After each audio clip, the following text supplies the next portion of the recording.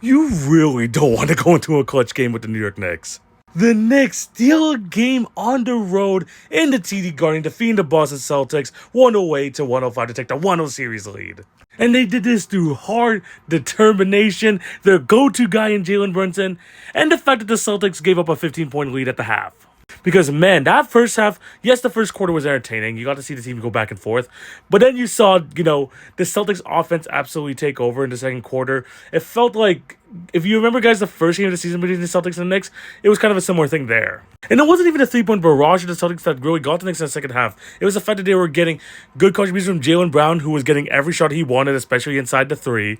Drew Holiday with 8 points, Payton Pritchard with 8 points. Wasn't really the Boston Celtics way. They only had 5 3-pointers, same thing as the Knicks, but they were able to take a commanding lead. But oh boy, in that second half, the three-point shot continued not to hit, and that really bit them in the butt because the New York Knicks shot 37 threes, hit 17 of them, but they hit more threes, but attempted like almost half of the Boston Celtics because the Boston Celtics went 15 for 60. That's 25%. And it was a second half takeover for the Knicks. Jalen Brunson took over the fourth quarter, but man, that third quarter, OG Anunoby was a key offensive player, playing hard on the defensive end.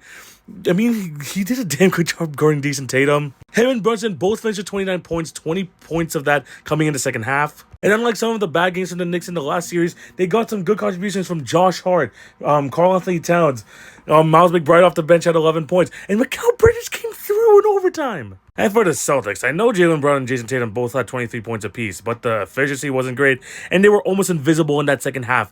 They went 3 for 18 in the second half. They were looking at this game to finish in regulation because the Knicks had a 6-point lead because Jalen Brunson is just that guy in the clutch.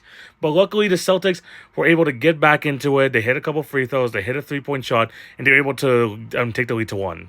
The game ended up being tied with about 5 seconds remaining. Jalen Brunson got a really good look with a floater, but it just rimmed down and they had to go to overtime. And in overtime, I want to shout out Mikal Bridges. One, because he had a clutch 3 there, OG as well.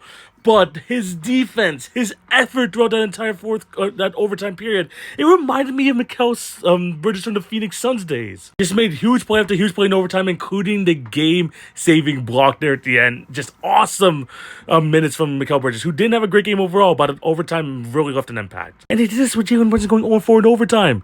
So that means that you got an OG 3, a Mikal 3, a good bucket from Karl Anthony Towns.